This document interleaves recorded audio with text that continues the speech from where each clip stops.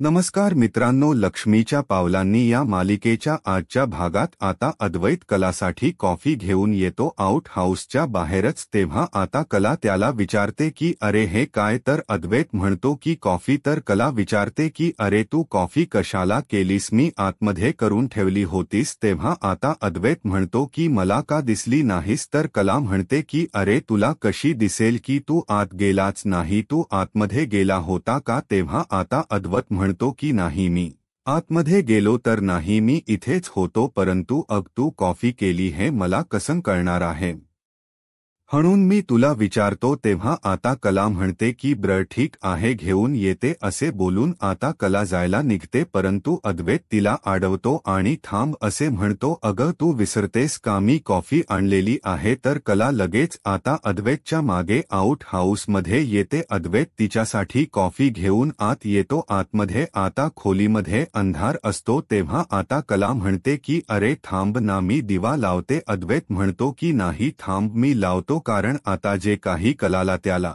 Surprise द्यायचे असते, म्हणून तो काही आता कलाला लाईट वगैरे ऑन करून देत नाही. तेव्हा आता कला म्हणते की अरे अद्वैत हे काय चाललंय. तर अद्वैतला वाटते कलाने काहीतरी बघितले की काय, म्हणून तो कलाला विचारतो की हे सर्व काय चालले, म्हणजे तुला काही दिसले वगैरे काय. तेव्हा आता कला विचारते की अरे म्हणजे तू कशाबद्दल बोलतोस, आता तू म्हणालीस ना. तेव्हा आता कला म्हणते की अरे म्हणजे तू हे करणार ते करणार, म्हणजे नेमकं कसा काय म्हणतो तेच मला नाही कळत. रोहिणी मात्र आता चोरून या दोघांच बोलणं ऐकण्याचा प्रयत्न करत असते आणि नैना सुद्धा आता तेथे येते. दोघी सुद्धा लपून बसतात आणि आता केव्हा अद्वैत आता ती लाईट ऑन करेल आणि जेव्हा शॉर्ट सर्किट होईल तेव्हा खूप मोठा धमाका होईल याची त्या वाट बघून असतात. तेव्हा आता अद्वैत कलाला म्हणतो की हे बघ, तू लाईट चालू नको करू, मी करतोस. म्हणून अद्वैत आता लाईट चालू करण्यासाठी त्या आता बटनकडे जातो. आता त्या लाईटच्या बोर्ड जवळ गेल्यानंतर रोहिणी आणि नैना या दोघी अगदी खुश होऊन हसत असतात. अद्वैत आता त्या बोर्डाजवळ येऊन लाईट्स बटन ऑन करायला हात लावतो. तेव्हा आता रोहिणीला इतका आनंद होतो. आता मात्र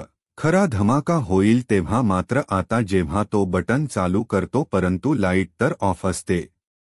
रोहिणी आणि नैना या दोघी जे काही हसत असतात तर त्यांचे चेहरे पुन्हा गंभीर होतात आणि रोहिणी म्हणते की आउट हाऊसची लाईट कशी गेली असेल. तर अद्वैत कला म्हणतो की हे काय, लाईट कशी स्विच ऑफ झाली असेल. आता रोहिणी तर स्वतःवरच रागवते आणि अगदी चिडून म्हणत असते की याला स्वतः म्हणजे शॉक बसावा, म्हणून इतकं सगळं काही मी स्वतः करून ठेवले, तर ऐन वेळेस मात्र लाईट कशी गेली असेल. तेव्हा आता सर्वत्र अंधार असतो. तर अद्वैत कला म्हणत असतो की खरे तू लाईट गेली, अंधार झाला म्हणून घाबरू नकोस, मी आहे ना तुझ्यासोबत. तेव्हा आता कला म्हणते की अरे मी कधीच कशाला घाबरत नसते. तेव्हा आता अद्वैत म्हणतो की ब्र ठीक आहे, मी जाऊन बघून येतो लाईटच्या कनेक्शनचा काही प्रॉब्लेम वगैरे झाला की काय. तेव्हा आता अद्वैत जायला निघतो. दपक्त पावलांनी तो जात असतो. तेव्हा कला त्याला म्हणते की चांदेकर अरे तू घाबरू नकोस. तेव्हा आता अद्वैत म्हणतो की मी कधीही घाबरत नाही. कला मुद्दाम आता हसते. तर अद्वैत आता थोडासा घाबरल्यासारखा होतो. तर कलाला आणखीन हसू येते. रोहिणी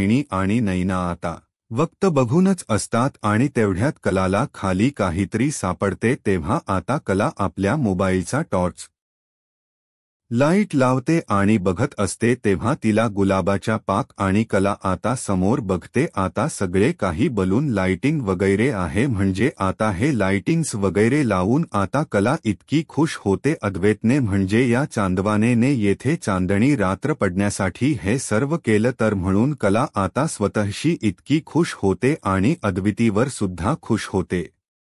ती चांदोबाने आपल्यासाठी इतकं काही केलं. तेव्हा आता कलाच्या चेहऱ्यावरचा तो आनंद बघून मात्र रोहिणी आणि नैना या दोघींचा खूप जळभळाट होत असतो. कला आता पुन्हा स्वतःलाच थावरते आणि म्हणते की कला अगं चांदेकरने फक्त लाइटिंग केली तू लगेच इतकी त्यामध्ये वाहवत जाऊ नकोस. आता मग मी काय करू असे बोलून आता तिच्या डोक्यामध्ये एक प्लॅन येतो. ती आयडिया म्हणून आता जे काही कॅन्डल आहे तर त्या बरेचसे काही कॅन्डल आता तेथे लावते आणि एक कॅन्डल मात्र तिच्या हातामध्ये असते. तेव्हा अद्वैत आत येतो. अद्वैत आणि कला लगेच एकमेकांकडे बघत असतात. ते सारखे एकमेकांकडे बघत असतात आणि तेवढ्यात आता अद्वैत ती कॅन्डल आहे तर ती सुद्धा आपल्या हाताने धरतो आणि येथे ठेव असं कला म्हणतो. तर कला सुद्धा आता अद्वैतच ऐकते आणि तेथे ती कॅन्डल ठेवते. आता दोघे सुद्धा आता त्या सजलेल्या टेबल जवळ खाली बसतात. एकमेकांकडे बघून हसत असतात. रोहिणी आणि नैना आता हे सर्व बघून खूपच आणखीनच रागवतात कारण त्यांचा सगळं काही प्लॅन हा फ्लॉप झालेला असतो. तेव्हा आता अद्वैती तिला कॉफी प्यायला देतो. आता कला प्यायला लागते पण अद्वैती तिला खुणवतो की नाही आणि चेअर करत ते आता एकमेकांच्या कपाला कप आता लावतात आणि एकमेकांकडे बघत असतात. आता रोहिणी आणि नैना बघूनच असतात. तेव्हा अद्वैत म्हणतो की खरंच माझी कॉफी एकदम परफेक्ट झाली. कला म्हणते की अरे यात वादग्रस्त असं काही नाही. तेव्हा आता अद्वैत म्हणतो की येथे वाद घालायचा नसेल तर येथे तुझे 2 आणि माझे 2 असे कप का ठेवलेत कॉम्पिटिशन करण्यासाठी. तेव्हा आता कला अद्वैतच बोल्ड ऐकून म्हणते की हे पक चांदेकर मला ना डेट काय असते हे माहिती नाही. मी डेटवर सुद्धा कधी गेलेली नाही आणि माझ्या ओळखीची सुद्धा कधी मी डेट बघितलेली नाही. मग येथे कॉम्पिटिशन जर करायचे असते हे तर आज पहिल्यांदा मला कळले. पण चांदेकर अरे तू तर द ग्रेट चांदेकर आहेस. अरे मग मी तुझ्याशी काय तुलना करू शकते रे. प्रेत म्हणतो की हे बघ उगाच बोलायचं असेल तर ते काही बोलू नकोस कारण मी तरी कुठे रोज डेटवर जातो. मला सुद्धा यामध्ये काही एक्सपिरियन्स नाही. तर कला आता हे ऐकून म्हणते की अच्छा अरे पण काल कॉलेजमध्ये असताना तू तर खूप फेमस होता. इतका गोरा गोमटा हंडसम बिझनेसमन आणि तू कधीही डेटवर नाही गेलास का. तेव्हा आता रोहिणी आणि नैना या दोघींना आता ह्या गप्पा ऐकून मात्र इतकं म्हणजे राग तर येतच असतो परंतु काही विचित्र चित्रच वाटत असते. त्या दोघी एकमेकीकडे बघून अगदी तोंड वाकड करतात. त्यांचा जळभट होतो. तर लगेच आता अद्वैत कलाला म्हणतो असतो की हे पक जे काही मनाला येईन ते वाटेल तसं बोलू नकोस आणि टाइमपास मात्र करू नकोस. त्यावर आता कला कॉफी पीत म्हणते की हे पक कॉफी तर आता पिऊन तर झाली. आता अद्वैत म्हणतो की मेणबत्त्या सुद्धा लावून झाल्यात. कला म्हणते की अरे मग आता काय करायचं आहे. तर अद्वैत म्हणतो की हो आता तर खूप बोर होतोय काहीतरी करावे लागेल. तेव्हा आता कला म्हणते की अरे लाईट सुद्धा नाही. मग आता काय करायचं आहे. तेवढ्यात तिच्या डोक्यामध्ये एक प्लॅन येतो. एक आयडिया येते आणि ती लगेच अद्वैतला म्हणते की आपण फुली गोळा खेळूयात. तर अद्वैत म्हणतो की ब्र ठीक आहे तू फुली आणि मी गोळा नाही तर तू माझ्या प्रत्येक गोष्टीवर तर फुल्या मारतच असते. तेव्हा आता कला सुद्धा काही कमी नसते. कला म्हणते की अरे तू तर प्रेक्षकांना गोळा फिरवत असतो स्वतःचा मोठेपणा ऐकवल्यासारखा. तेव्हा आता अद्वैत तिला विचारतो की काय हा जोक होता का. तेव्हा आता लगेच कला म्हणते की अरे मग तुझं काय होतं तुझा जोक होता का. तेव्हा आता अद्वैत म्हणतो की हो मग. तेव्हा आता कला खूप हसू येते. ती हसत असते आणि कला आता पेपर्स आणायला जाते तर अद्वैत तोपर्यंत कॉफी पीत असतो. आता रोहिणी आणि नैना या दोघांमधील जे काही जवळीक आहे जे काही एकमेकाबद्दल एकमेकांबरोबर ते इतके आनंदी दिसत आहे हे बघून त्यांचा इतका जळफळाट होतो. रागाने आता त्या अद्वैत आणि कला या दोघांकडे बघत असतात.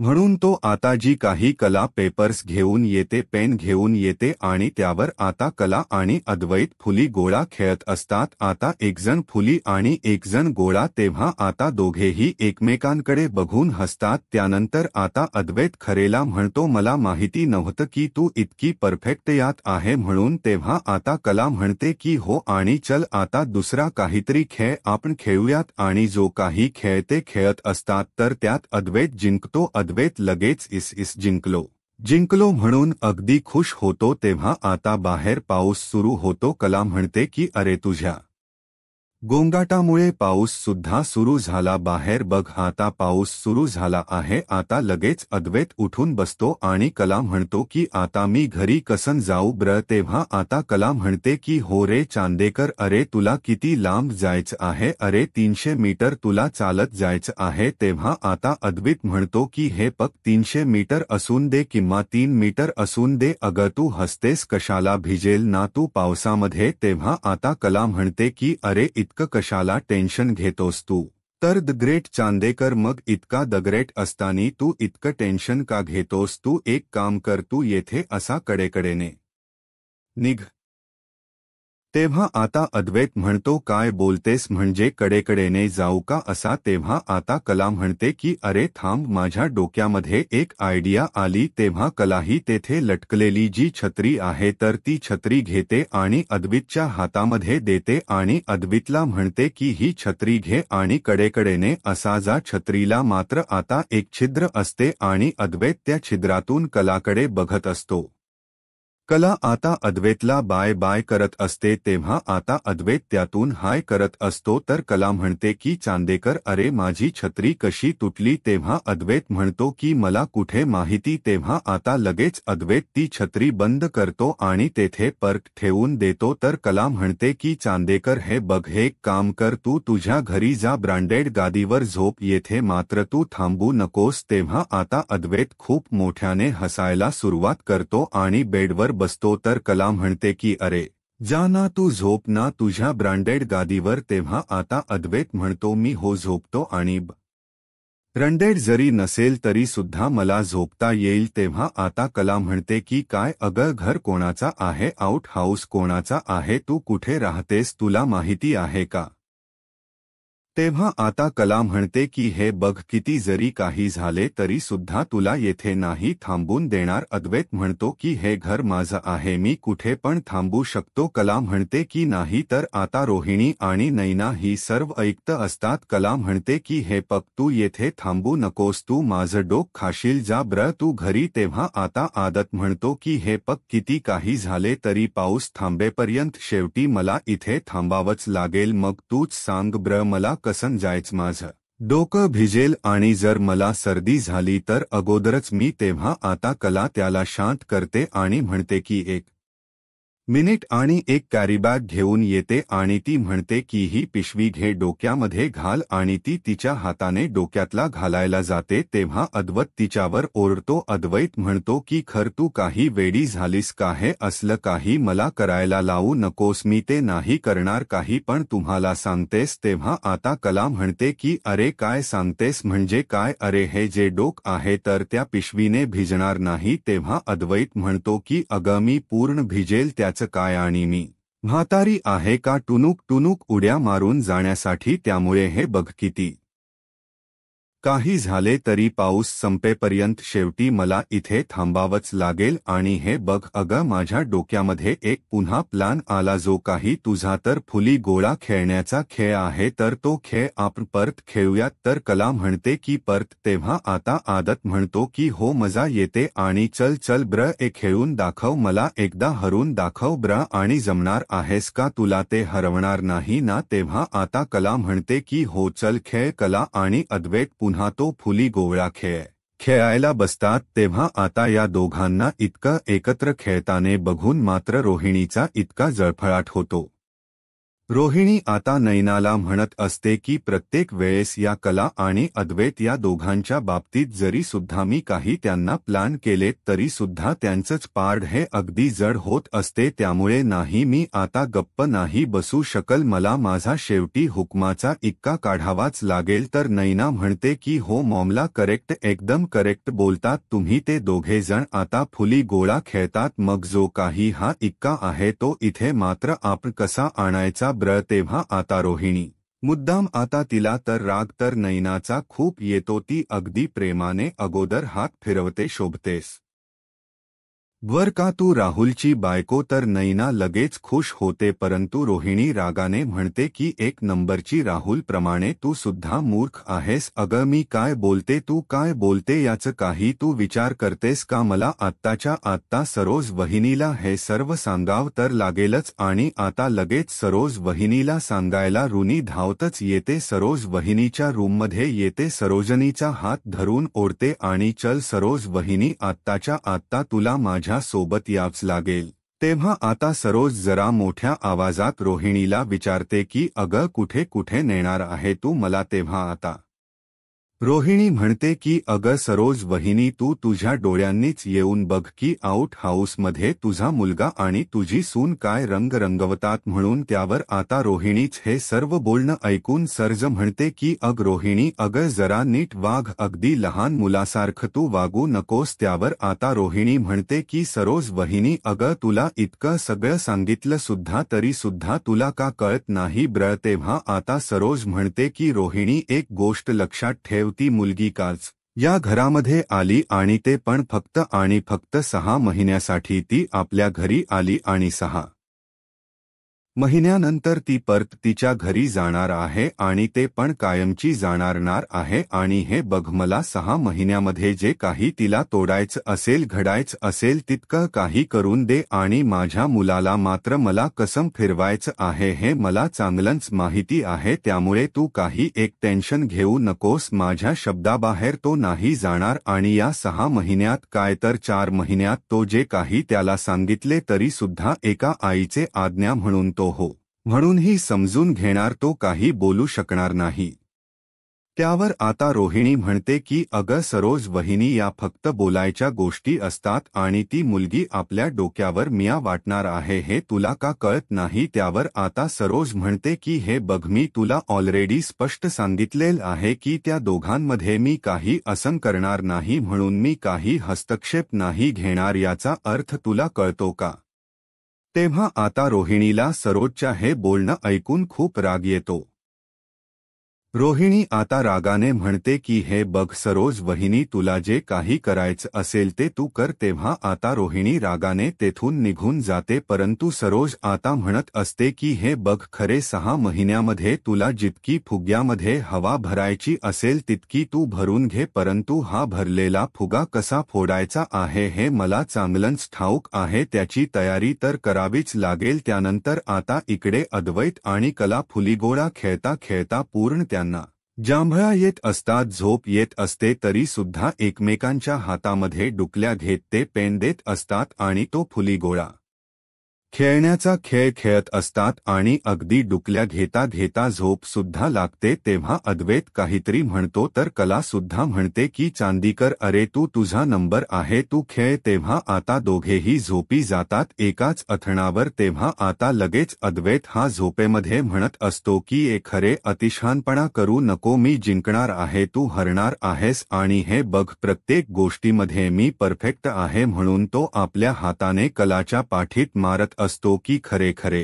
तेव्हा आता कला झोपेत असते, कला ही त्याचा हात बाजूला करते आणि झोप असं म्हणते. तेव्हा आता कला ही झोपेमध्ये अद्वैतच्या पूर्णपणे अगदी हातावर डोक ठेवून त्याच्या मिठीत येऊन झोपते आणि एकमेकांच्या हातामध्ये हात देतात. आता दोघे एकत्र झोपी जातात. तेव्हा मात्र आता सकाळ होते तरी सुद्धा अद्वैत आणि कला काही उठलेले नसतात. तेव्हा आता सरोज मात्र आता फोनवर बोलत येत असते आणि 1 मिनिट फोनवरती बोलत म्हणते की हे सगळे काही डिटेल्स आहे, मी एकदा अद्वैतशी बोलते आणि तुम्हाला देते. असे बोलत बोलत ती आता अद्वैतच्या रूम जवळ येते आणि रूम जवळ आल्यानंतर ती आता अद्वैतला आवाज देते की अद्वैत अद्वैत, मी तुम्हाला 2 मिनिटात फोन करू का? आणि म्हणून ती परत अद्वैतला आवाज देते. आता ती अद्वैतच्या रूममध्ये येते आणि अद्वैतच्या रूममध्ये आल्यानंतर मात्र आता ती म्हणजे दरवाजा उघडते, परंतु अद्वैत रूममध्ये तिला दिसत नाही. आणि परत आता ती सगळीकडे अद्वैतला शोधते की अद्वैत हा मुलगा कुठे गेला असेल, म्हणून ती आवाज देतच असते. आणि तेवढ्यात तिच्या मागून नैना येते. नैना म्हणते की सरोज मॅडम, तुम्ही काही शोधता का? तेव्हा आता सरोज म्हणतात की तू अद्वैतला बघितलंस का? तेव्हा आता नैना म्हणते की अद्वैत का? अद्वैत तर कालपासून नैनास म्हणजे कला सोबत आऊट हाऊसमध्येच राहतोय म्हणजे मी सुद्धा शेवटचं त्याला तिकडेच बघितलं म्हणजे काल रात्रीपासून तो तिच्यासोबत तिकडे आउट हाऊसमध्येच राहिला तेव्हा ऐकून मात्र सरोजला राग येतो ती रागानेच नैनाकडे बघत असते आणि तेवढ्यात रोहिणी आता समोर टेबलवर कॉफी पीत असते ती लगेच आता सरोज वहिनीला आवाज देते की सरोज वहिनी अगं मी तर काल तुला सांगितले होते की असेच काहीतरी घडेल म्हणून परंतु अगं तू तर बर्फासारखी थंड होतेस काही विचार करू नको असं तर तू मला कालच म्हणाली आणि काल रात्रीपासून अद्वैत आणि कला एकमेकांच्या सोबत आहेत त्यांच यामध्ये काय आणि कसे घडले असेल काय काय घडले असेल काय माहिती असे बोलून ते आता पूर्णपणे रोहिणीला म्हणजे रोहिणी सुद्धा सरोजला अगदी भडकून देते आता सरोजला इतका राग येतो सरोज ताव ताव रागानेच आता आउट हाऊसकडे जायला निघते तेव्हा आता सरोज रागाने गेल्यानंतर मात्र रोहिणी आणि नैना एकमेकींच्या हातामध्ये टाळी देत म्हणतात की अशा प्रकारे आता सरोज वहिनीचा भंग झाला तेव्हा आता इकडे अद्वैत ला जाग येते तर समोर पाहतो आणि तो सारखा कलाकडे बघत असतो कलाच्या चेहऱ्यावर जे काही केस आलेले आहे तर तो पुंकर मारत कलाचे ते केस बाजूला करत असतो चेहऱ्यावर येईल तेव्हा आता कलाही आता लगेच तिला जाग आल्यासारखं होते आणि ती म्हणते की चांदेकर मी तुला सांगितलं होतं की तू तुझ्या घरी जा झोपण्यासाठी तुझ्या रूममध्ये तू येथे का झोपलास कला आता डोळे उघडते आणि बघते आणि ती लगेच म्हणते की चांदेकर अरे तू इतका जवळ का झोपलास उठ उठ म्हणून कला लगेच बाजूला होते आणि तेवढ्यात मात्र आता चांदेकरच जे काही घड्याळ आहे तर त्यात कलाचा पद गुंततो तर आता लगेच कला ते काढत असते परंतु चांदेकर हिसका देतो आणि कला मात्र डोक्यावर आपटते तेव्हा आता कला ही चांदेकरवर ओरडते की अरे चांदेकर इतक्या जोराने का तू ढकललंस अरे मी डोक्यावर आपटले लागले ना मला तेव्हा आता अद्वैत म्हणतो की मग मी काय करू तू कशाला माझ्यावर ओरडतेस मी फक्त तुझं ऐकलं आणि तेवढ्यात त्याच्या मोबाईलवर एक कॉल येतो तो आता कलाच्या अंगावर जी काही चादर आहे तर त्यामध्ये फोन शोधतोय आणि परत पिलो खाली त्याला त्याचा फोन सापडतो तेव्हा तो फोन घेतो आणि हालो असे म्हणतो तर मात्र आता कॉन्सिलरचा हा कॉल असतो तर कॉन्सिलर म्हणतात की हे बघा hello mister Chandekar good morning आणि काय हो कसा झाला तुमचा पहिला टास्क व्यवस्थित झाला ना टास्क तो तेव्हा आता आध म्हणतो की हो गुड मॉर्निंग आणि हे बघा ॲक्च्युली काय झालंय कारण टास्कचे रात्रभर विचार करून सकाळी उठून आता तुळशी मातेला पाणी घालू तेव्हा मी हे सर्व करत असताना दुसरा टास्क मला सुचला आणि हे बघा मिस्टर चांदेकर कसे आहे की नवा टास्क नवा दिवस तेव्हा आता अद्वैत म्हणतो की एक सेकंद सर आम्ही दोघे सुद्धा एकत्रच आहोत मी फोन स्पीकरवर टाकतो म्हणजे हरीला तुमचं बोलणं ऐकता येईल म्हणून अद्वैत आता मोबाईल स्पीकरवर टाकतो तेव्हा आता लगेच कॉन्सिलर सांगतात की हे बघा आज मात्र हाला आणखीन एक खेळ खेळायचा आहे काही असो कोणताही खेळ तुम्ही खेळू शकतात आणि कसे आहे की गोळ्याने फुली व्हायचे आणि फुलीने गोळा व्हायचं तेव्हा आता अद्वैत म्हणतो की एक सेकंद मला काही लक्षात येत नसते अद्वैत आता तिच्यावर ओरडतो की जरा थांब प्रत्येक वेळेस प्रत्येक गोष्ट घाईत इतकी सांगत असते मी कसं इतकं लक्षात ठेवायचं ब्र एकतर माझं काम खूप महत्त्वाचं आहे आणि घरात जर एखादी गोष्ट चुकीची घडली समजा तर मात्र घरातील लोक ते ॲडजस्ट करून घेऊ शकतात बाहेरचे लोक ते ॲडजस्ट करणार आहे का ऑफिसच काम हे वेगळं असतं आणि ते काम सगळ्यात महत्त्वाचे असते त्या अगोदर तुला सगळ्यात अगोदर मीटिंग ही अगदी म्हणजे जॉईन करावी लागेल मीटिंगच सोड अद्वैत आता बोलत जात असतो कला लगेच त्याला हात करून अगदी शांत राहायला सांगते तर कला हणते की काय रे अरे तू घरातील कामांना आणि माझ्या कामांना काही कमी लेखतोस का तेव्हा आता अद्वैत हा कलाकडे बघत असतो आणि कलाही त्याला हा प्रश्न विचारते तेव्हा मित्रांनो हा वाघ शेवटी येते संपतो पुढील भागामध्ये सरोज मॅडम आता आउट हाऊसमध्ये कला आणि अद्वैत या दोघांकडे येते तर अद्वैत दरवाजा उघडतो तेव्हा आता सरोज ही कला आणि अद्वैत या दोघांकडे बघत असते अद्वैत तर आता खूप घाबरतो तेव्हा आता सरोज ही राहुल तेथे आलेली असते आणि कलाही तिच्या समोर असते त्यानंतर मात्र सरोज कलाकडे रागाने बघत मनात म्हणते की माझ्या मुलाबरोबर एक रात्र तू घालवली आहेस, त्यामुळे मी मात्र तुला अशी नाही सोडणार, त्याचा बदला तर शेवटी मी घेणारच. तेव्हा आता अद्वैत आणि कला अगदी शांत उभे असतात, राहुल सुद्धा तेथेच असतो. तेव्हा मात्र कला आणि अद्वैत सारखं सरोजकडे पाहत असतात. तर सरोज रागाने मात्र मनामध्ये आता कलावर राग तिचा काढत असते. कोणी एकमेकांशी काहीच बोलत नाही, सारखं एकमेकांकडे बघत असतात. तेव्हा आता सरोजला इतका कलाचा राग आलेला असतो, त्यामुळे मात्र आता पुढे काय होईल हे पाहायला आत्ताच माझा महाराष्ट्र या यूट्यूब चॅनलला सबस्क्राईब करा. धन्यवाद.